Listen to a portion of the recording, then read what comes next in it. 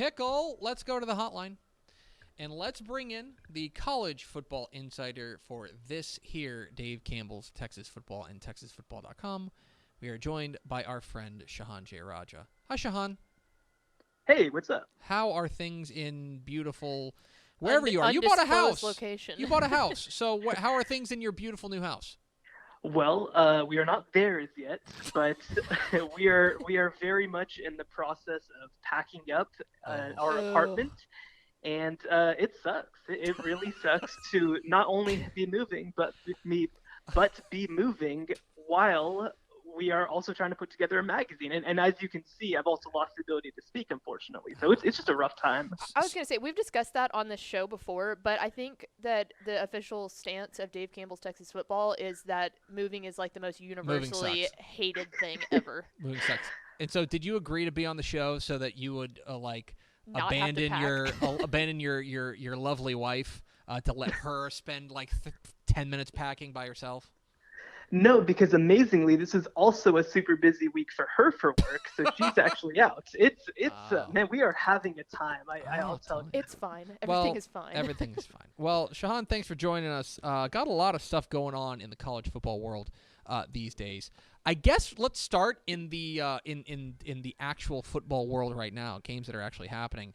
In the FCS ranks, and then more or less there was one. Sam Houston is the lone Texas team making the FCS playoffs, going in as the number 2 overall seed. I know you've paid pretty close attention, especially early on. It became pretty apparent that they've got something cooking. I'm interested in your perspective as we now move into the FCS playoffs. Do you view this Sam Houston team as a bona fide national title contender? Oh, there's no question about it. I mean, obviously they come in as the number 2 overall seed, which, you'd project them to make the title game. I think that they had a really good shot to be number 1. And actually, the only reason that they're not the number 1 overall seed is because South Dakota State managed to beat North Dakota State. But South Dakota State also has a loss on their record. So when you look at Sam Houston State, obviously just on the field with, having that explosive offense that you're used to at Sam Houston, but also mixed with also a defense that I think arguably is one of the best in the entire country.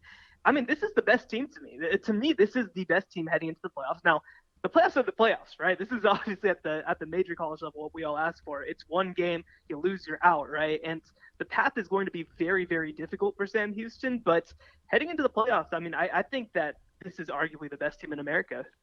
Yeah, I think Eric Schmidt has looked every bit the part of one of the best players in America, which is why, of course, he's a finalist for the Walter Payton Award. What's that? He actually is not. What's that? He's not a finalist for the Walter Payton Award?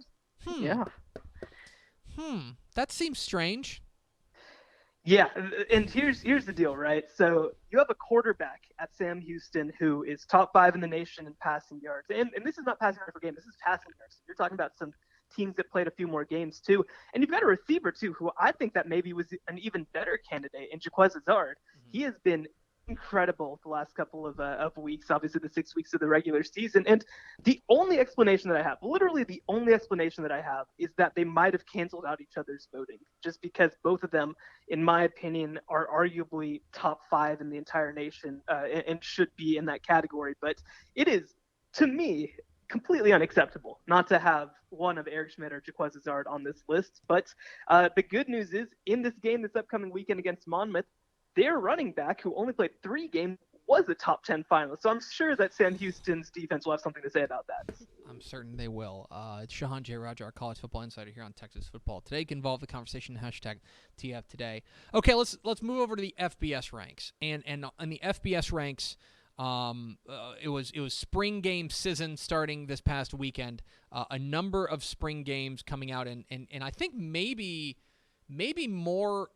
Well, I don't want to say more importantly. As important as the actual spring games is, you really got a lot of availability with coaches around the state. Speaking on their roster, speaking what they like and what they don't like here at the tail end of spring ball. I'm interested in overall your takeaways from the weekend of spring game action, and what coaches had to say about their squads. Yeah, I mean, I think it's still, I don't want to say it's very early because obviously we're reaching the end of spring camp here. But I think in a lot of ways, you're seeing that rosters and competitions are maybe a little bit more open than what we've seen in previous years. And I think a big reason for that, right, is because all of last season, you didn't really get a chance for these competitions. There wasn't spring ball last year. There wasn't the opportunity to kind of focus on getting better. And, while obviously, it's kind of a little bit of a cliche, I mean, this is the time that you use to get better. And I think that all of these teams that we've seen, and a bunch more teams have spring games also this upcoming weekend, I think we're seeing that, with quarterback competitions, we're seeing a lot of very, very open quarterback competition. So, and I think that goes across the roster. I think that in general, right, like, there are so many players too coming back where you have teams with super seniors to where, hey, maybe you have 90 scholarship kids, maybe you have 95 scholarship kids in a way that you didn't the last couple of years. So I think that it's been a big time for development. And I think that, it might not be the most satisfying thing to say, but I think that means that we have a lot more uncertainty in a good way than we've had in years past. Yeah, and I kind of want to focus in on that I know one thing you doing, and one of the million things you're doing for the 2021 summer edition of Dave Campbell's Texas Football is the All-Texas College team. And it strikes me that you look at the running back spot, and it is you've got a plethora of outstanding options that you could put there, and you're really having to sort through. I mean, guys like Sincere McCormick, guys like Isaiah Spiller, guys like Ulysses Bentley. I mean, it's a really good crop of running backs and kind of known commodities. And then you look at the quarterback spot and across the state of Texas, and you go, well. So I guess that's my question. I don't want you to have to reveal anything that's in the summer edition, but how do you sort through who the quote-unquote best quarterback in the state of Texas is when there is so much uncertainty? Yeah, well, I will go ahead and say that that it's impossible for me to reveal what's happening in the summer edition because that situation at quarterback is still very fluid for the All-Texas College team. And yeah, I mean, it is such a weird situation, right? Because I think last year, in so many ways, it represented the end of an era. That whole generation of quarterbacks that came in with Sam Ehlinger, Kellen Mond, and Charlie Brewer, especially, and then maybe even throw Alan Bowman in there at Texas Tech, and Shea Buechele too. I mean, if you keep listing these guys, right, this has kind of been an era of Texas for the last 3 or 4 years. And so now you head into this year. I mean, I think that there's not sort of a surefire top dog at the quarterback position in this state right now. Now you've got guys like Tyler Shuck, who came in from Oregon, who started last year for Oregon, who's going to have a chance to be really special. Haynes King, obviously people know him as the state championship winning quarterback at Longview, and now he's going to have a chance to probably win the Texas A&M starting job. And even you go to SMU, I mean, the Tanner Mordecai versus Preston Stone battle is going to be as good as any in the state this year, I think. So there's plenty of talented options. I don't want people to think that there's not going to be extremely talented quarterbacks in the state. They're just going to be new. They're just going to be a lot of new names and a lot of new faces. So I think it's going to be a lot of fun to get to know them, not just over the spring and summer, but even into the fall. But yeah, I mean, it definitely makes trying to parse the best from the rest a little bit more difficult than in years past. He's Shehan Jeyarajah. He is our college football insider here at Dave Campbell's Texas Football. Follow him on Twitter at Shehan Jeyarajah. It is spelled exactly like it sounds. Shehan, appreciate your time, my man. And I know you have an interview with – who are you talking to this afternoon? I'm talking to Sonny Cumbie, followed by Matt Walsh. So today's Texas Tech Day is what it comes down to. Nice. Texasan. All right. Appreciate your time, my man. And we'll talk to you soon.